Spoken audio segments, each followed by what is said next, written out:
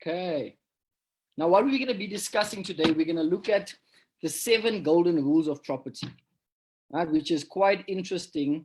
And if you apply these rules, it'll help you to avoid mistakes. It'll also help you to build a profitable property portfolio.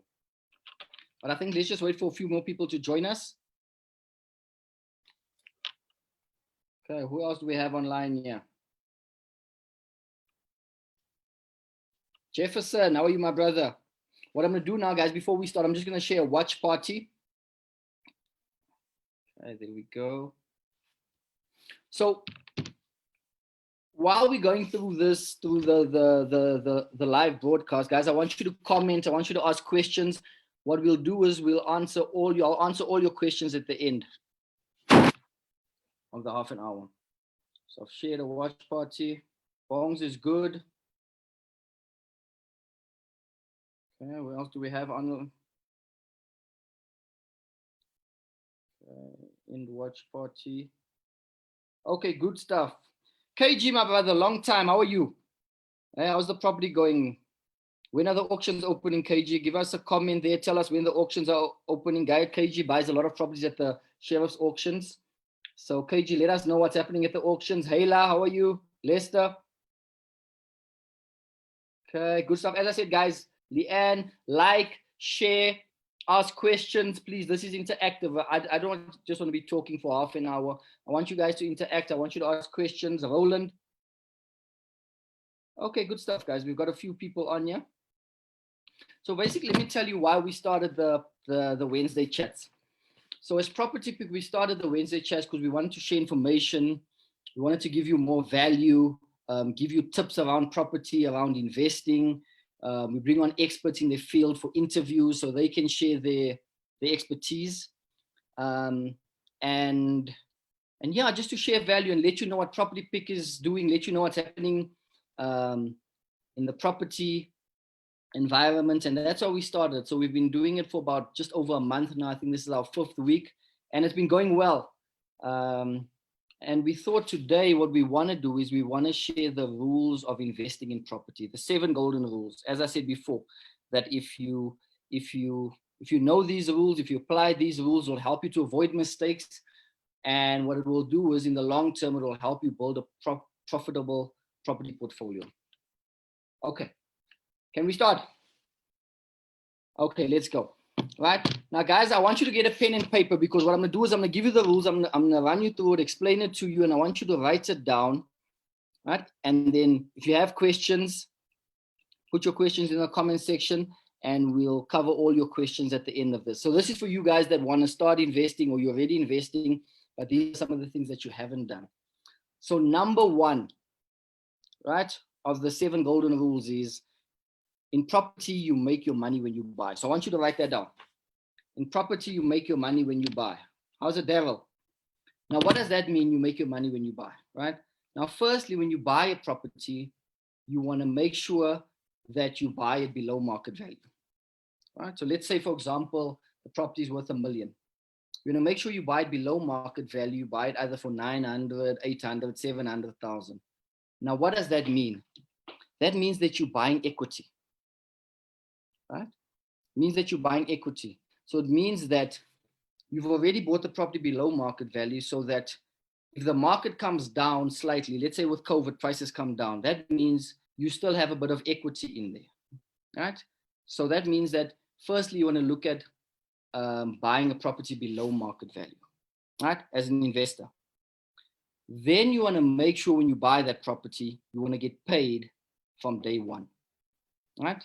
And that means is you have to run your numbers. You want to make sure that the rental that comes in, right? So let's say this is your income. You minus your expenses, and that will give you a positive cash flow at the end of that. Does that make sense, guys?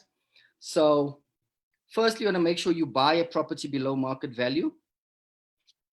And then you want to make sure that your income covers all your expenses. And at the end of that, there'll be a positive cash flow, positive profit. So for example, you buy it for 10,000, your bond comes off, your rates comes off, your levies comes off, your management, your maintenance. And at the end of that, there's a 2,000-3,000 Rand monthly cash flow. So you want to make sure that you get paid from that property from day one. And what most people do is they buy a property, let's say for $1 million. They'll wait. The income does not cover the expenses. They pay 1,000 to 3,000 Rand into that property, and they hope that in 5 years or 7 years that property will break even. All right, let me just put that off. So does that make sense, guys? So the first thing that you want to do in property is you want to make sure, all right, that you make your money when you buy. You buy it below market value, you buy equity. All right. Secondly, you want to make sure that your monthly income covers all your expenses and that you have a positive cash flow at the end of that. Now that's a simple calculation, right? It's just income, which is your rental, minus your different expenses, and that will tell you how much you're going to make from that property. Another thing that we will do in a few weeks is you're going to have to know how to run these numbers, work out your return on investment, how hard your money is working for you in that property, right? Work out your yields and work out your cash flow calculations. So does that make sense, guys? Can I get a yes, yes, yes, yes, Neil? Right? Are you guys clear on that? So the first thing you're going to do in property is, one is you want to make sure you make your money when you buy. Number two is, because guys, every property is not an asset. If your income does not cover your expenses, and you are feeding that property 1, 2, 3, 4, 5,000, that means you are buying a liability, right? And you want to make sure that when you buy the property, you buy it right the first time. Number two is, in property, you need 2 exit strategies. You need 2 exit strategies. Now, what does that mean? 2 exit strategies. It means that, let's say you buy a property and your strategy is student accommodation, for example. So you're buying this property, it's close to university, and you're thinking your plan is to put students in it. But now in COVID, the universities have closed, right? All the students have gone home. So let's say that now the students they're learning online. So you need an exit strategy to say, now that there's no students, what am I going to do with the property? Because I've still got the monthly expenses on it. So what you want to do is say, listen, I'm going to buy this property for students, but if it doesn't work for student accommodation, what I can do, my second option will be to rent it out to a family, or to rent it out as a multi-let to young professionals in that area, right? Or to flip it on and make a profit, right? So guys, let me know in the comment section, does that make sense? So I can see you guys understand this, so we know we're all together. So number one, in property, you want to make your money when you buy. Number two is you always want to have 2 exit strategies.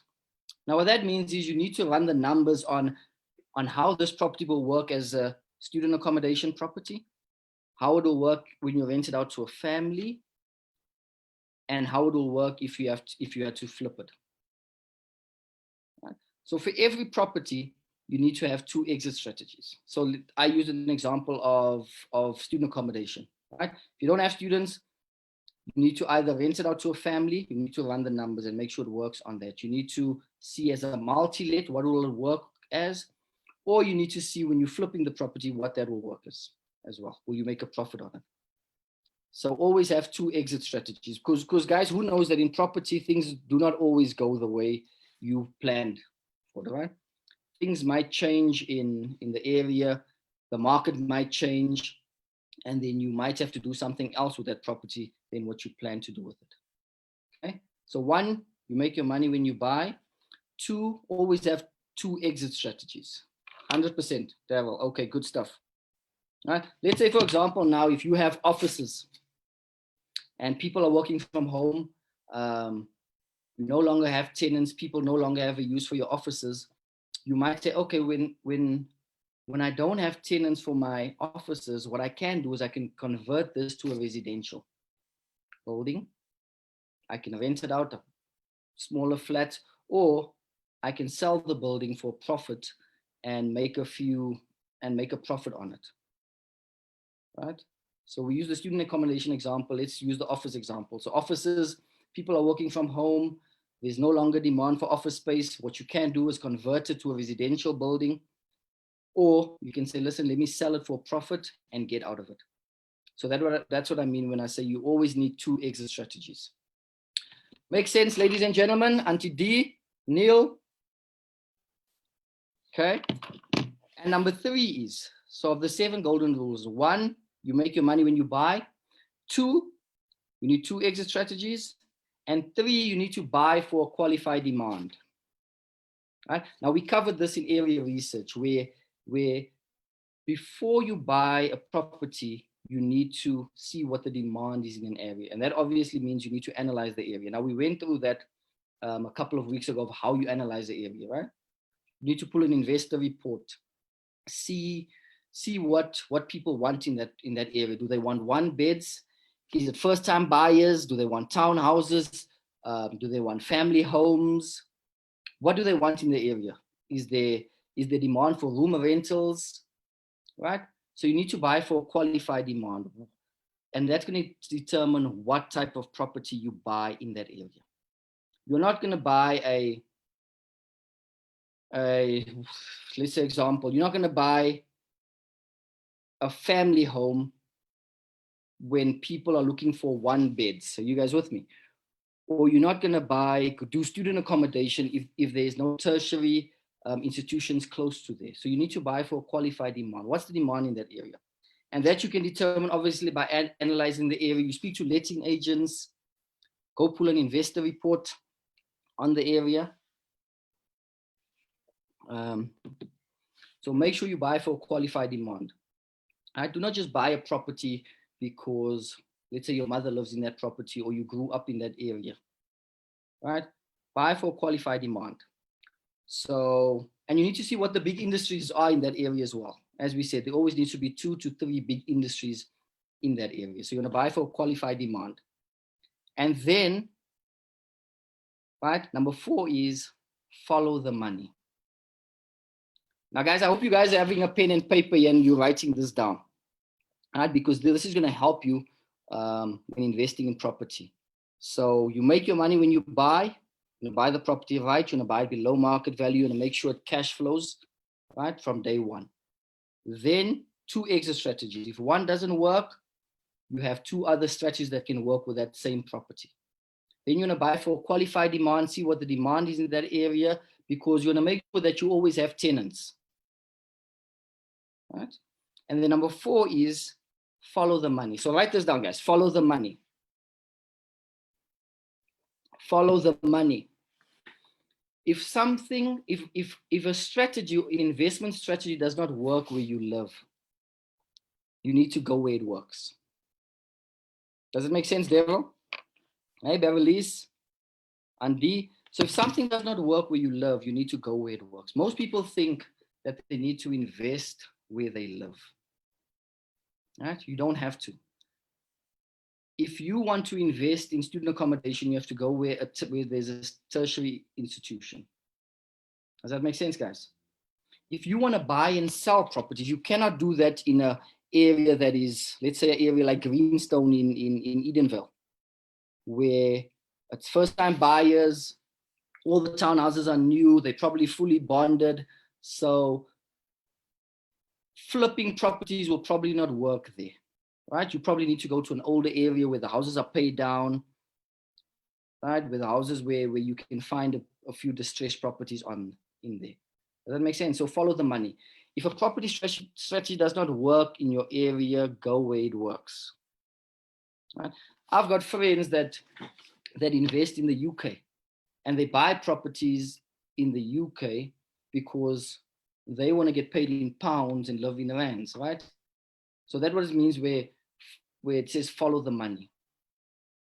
Or let's say, for example, there's a new university coming up in Ekurhuleni. Find out where the university is. Go look at properties around the university. Obviously, you need to know, like, there is a university coming up in Ekurhuleni. You need to know where the university is. It needs to be confirmed. Then you start looking at properties around that because you know there'll be a demand for students, right? So you want to follow the money. And nowadays you don't have to, as I said, you don't have to invest where you live because you can buy properties online. You can put a team together Now for this, you'll need a good team as well, because if you buy a property, let's say in Durban, you probably need a good managing agent who will be able to manage your property. And if you have a good team, you can invest anywhere in the world. Okay, guys, so number one, you make property when you buy. Number two, have two exit strategies. Number three, buy for qualified demand. Number four, follow the money, right? Follow the money. And number five is, if you want to be a successful property investor, you are going to have to become a good money raiser. You're going to have to become a good money raiser. Can I see in the comments here, who likes asking people for money? Let me see in the comments here. Charles, Beverly's, Daryl, Priscilla. Let's see who likes asking people for money. Anyone? Come on, guys, you're going to have to comment here. No one? Okay, but that's fine. Because most people are not comfortable asking people for money. But if you want to be a successful property investor, you're going to have to become a good money raiser. You're going to have to continuously raise money for your next deal. Let's use an example and say that let's say, for example, you have R1 million. You have R1 million. You find a property on Property Pick that you're interested in.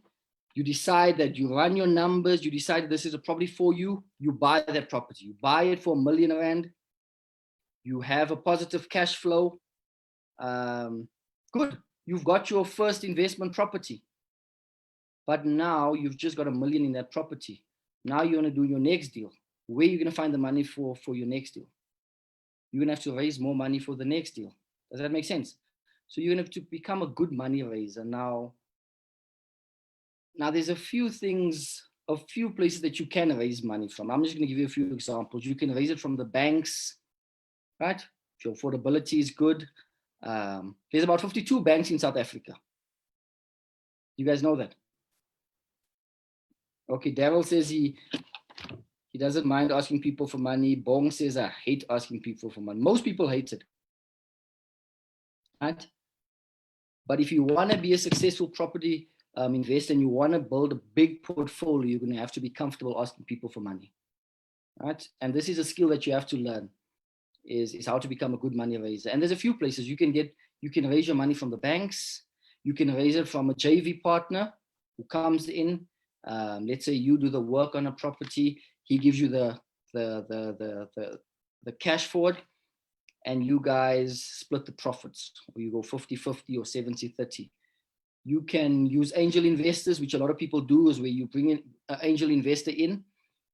They lend you the money, and they get a better return on their money than what they get in the bank. Right? There's bridging finance companies. There's, as I said, there's commercial banks, the banks that lend in offices, the banks that lend on inner city buildings. We did an exercise on this, and I think there was about 40 ways that you can raise money for property. 40 ways that you can raise money. Guys, who knew there's about 40 ways that you can raise money for property? Right? Most people just know about the 4 banks and SA Home Loans, and they know about saving money and then buying a property. So, and if you had to buy property with your own money and you had to save, let's say you have to save up 500,000, $1 million, buy a property, save up another 500, $1 million. How long will it take you to build a portfolio, to buy a few properties? It might take a while, hey? So number 5 is you need to become a money raiser. What you could even do is you could take a property deal. Let's say you can get finance on it. You get 80% finance, right? The bank says you need 20% equity.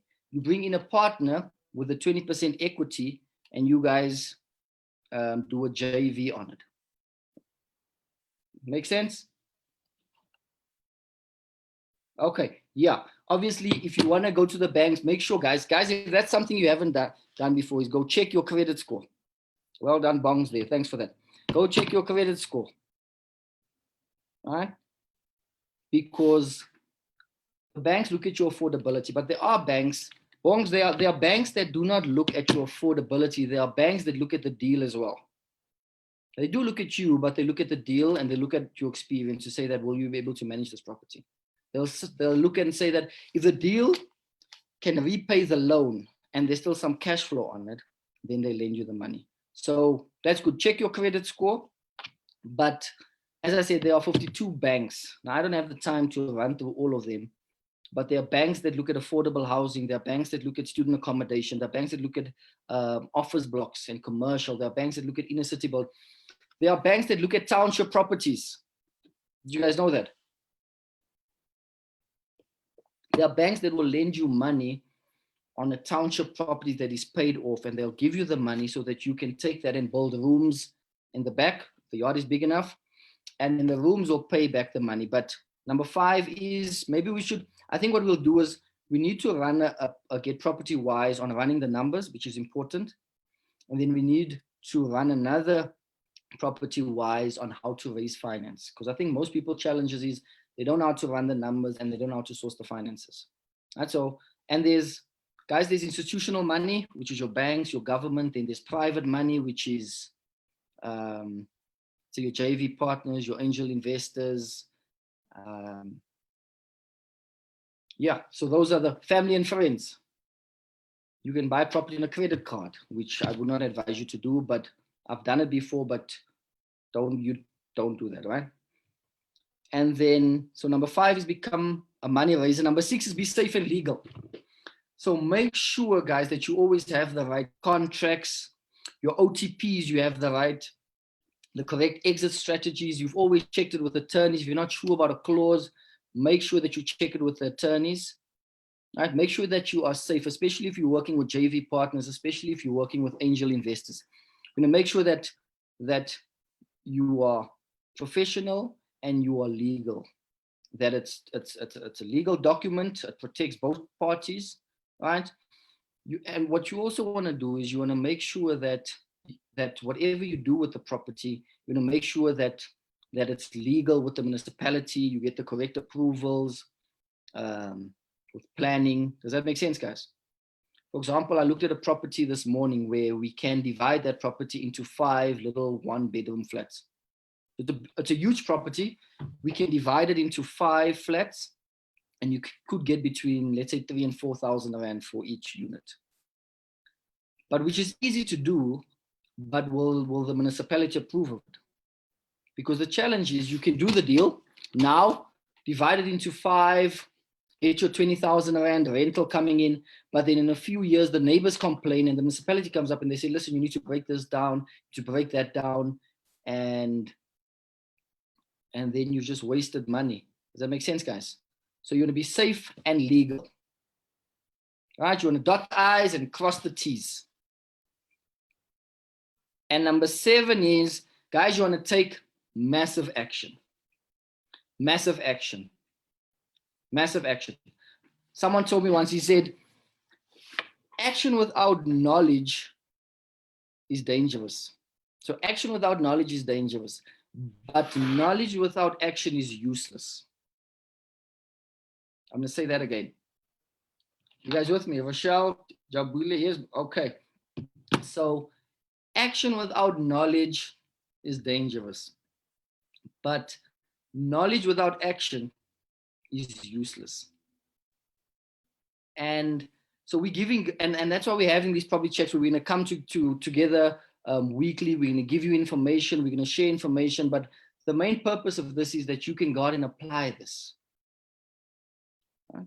Because what I found is being in property for a while, doing the education, doing the seminars, we found that people come in, they learn a lot about property, but most of them go out and they don't do anything. So they've got all this knowledge. They know the terms, they use the right lingo, but they never take action.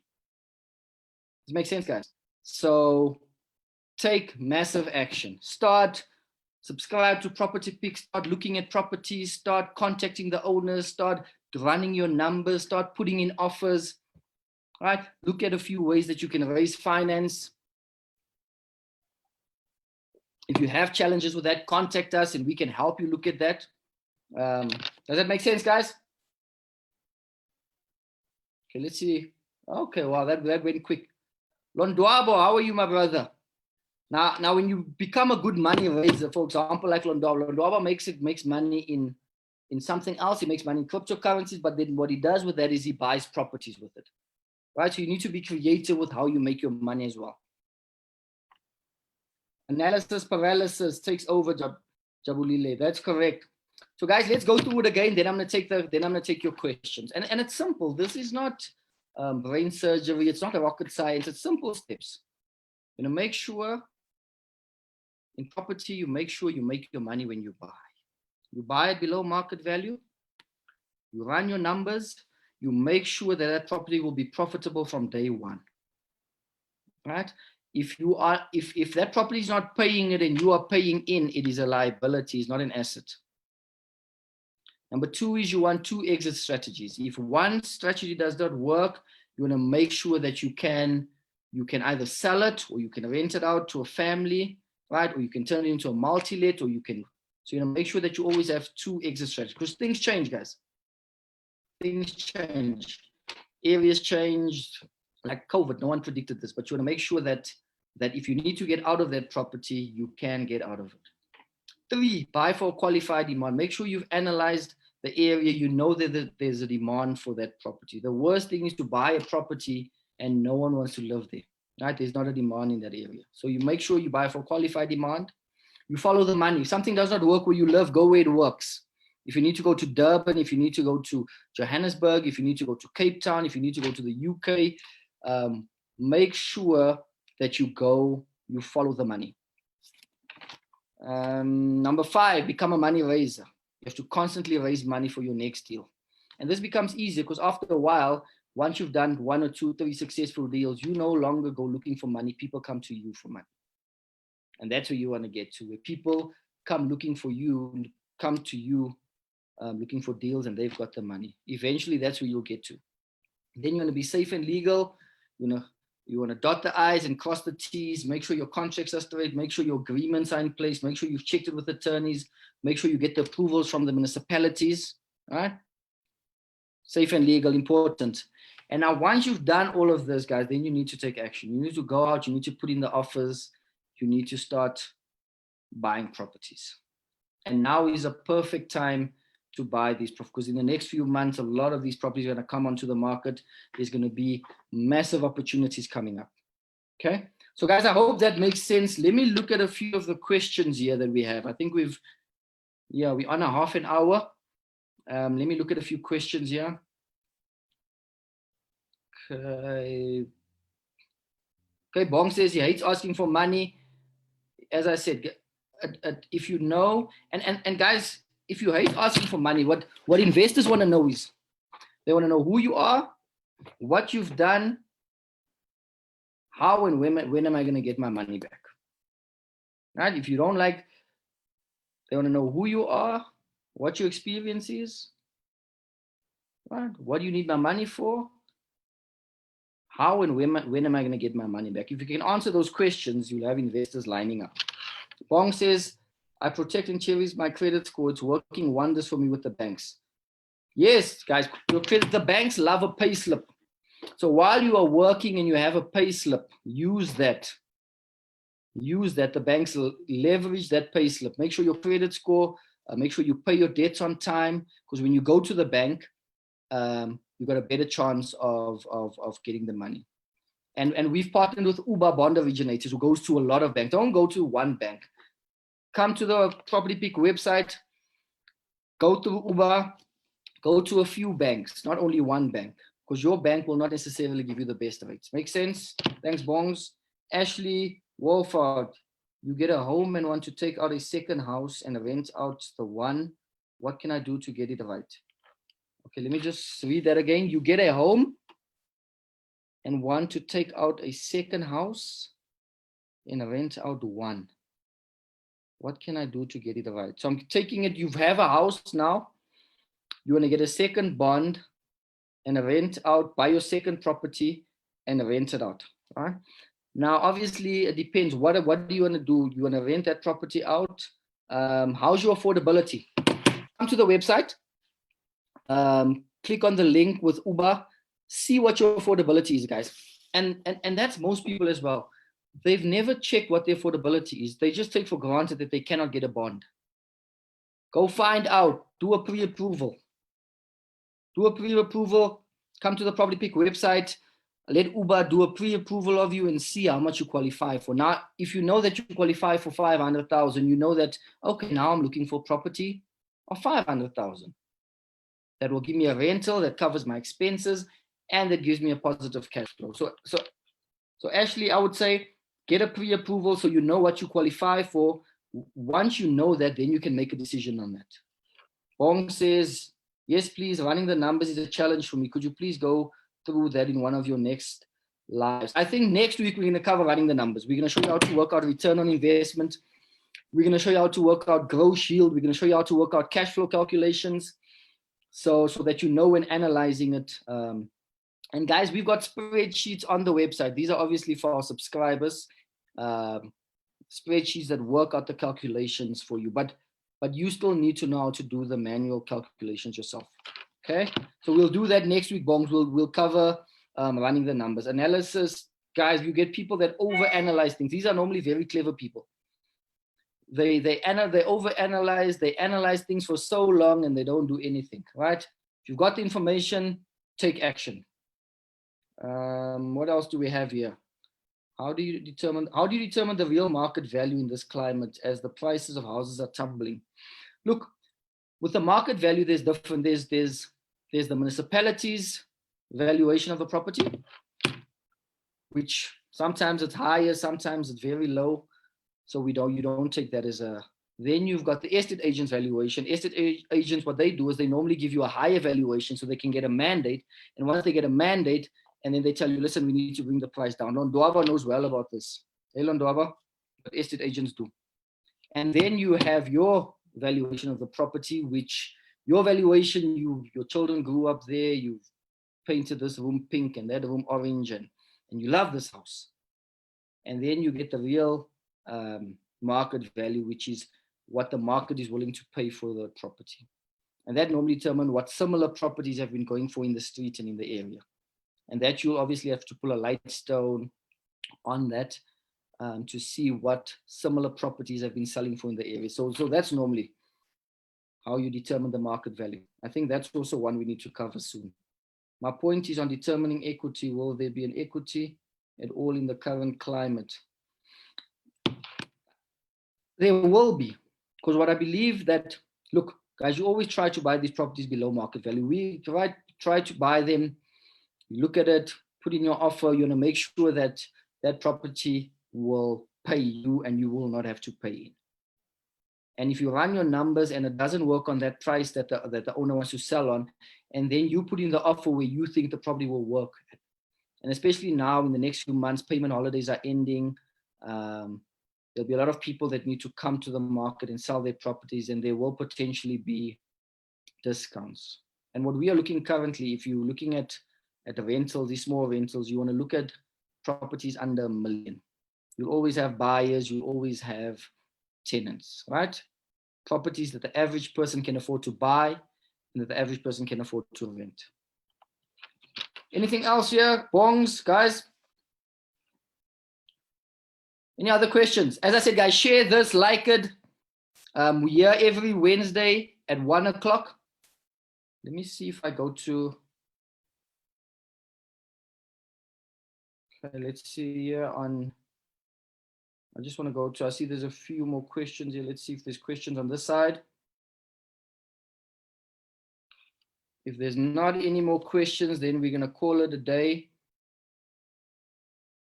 Okay, awesome, guys. So there's no more questions. As I said, we are every Wednesday, 1 o'clock. Next week, what we'll do is Candice will be back. We look at running the numbers. We'll show you how to run the numbers and make sure that you know whether it's a good deal or a bad deal. That's what we'll look at next week. So join us next week. Just go back to... how about a list of these banks and what they fund, Daryl? Sure. Yeah, we're gonna have to. So it seems like we're gonna have to do a few market value, run the numbers, funding, how to look for finances. So now with this 7 rules, we've just opened up a few other topics here, which will cover. Now, guys, tell me, let me know, are you finding this valuable? Are you learning something? Should we continue with the Wednesday chats? Let us know. Let me know in the chats now.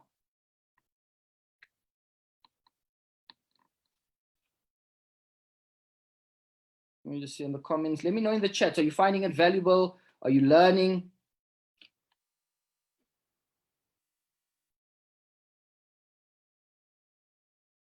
Bong says, are rentals not going to be falling as well? It depends on the area. It depends on the area. If you've got a demand, my rentals haven't fallen. I've actually started tenanting. I started tenanting just before lockdown, and then we had the lockdown, and then I'm almost full now. I was tenanting right through lockdown. People were still looking for accommodation. They were still paying on another property. I had to make a few arrangements. But if you buy the property in the right area, right, you'll still have tenants. And that's what I'm saying. We're looking at the affordable market. We will always have tenants close to workplaces, close to taxi ranks, close to workplaces. Then you'll always have tenants, Bongs. Okay, guys. Bong says we're learning. Okay, then we're happy. Then we're achieving our goals. So, guys, check out the website, write that down, www.propertypick.co.za. Right, for investment opportunity, we've got deals on there. I've actually got deals from Grahamstown. Who knows where Grahamstown is? In the Eastern Cape. There's a university, Rhodes University. I've got about 10 student accommodation properties around the university.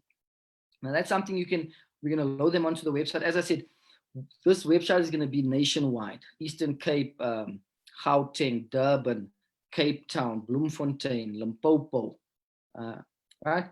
So we want people to come from all over the country and find the investment opportunities from there. And what we're also going to find in the next few months is that a lot of these properties that need to sell quickly, these investment opportunities are going to come onto our platform. And you want to be on there, you want to be subscribed, you want to be ready, locked and loaded so you can take advantage of this, because good deals do not hang around forever. Right? Okay, guys, so check out the website. Yeah, all the best. See you guys next week. Thank you.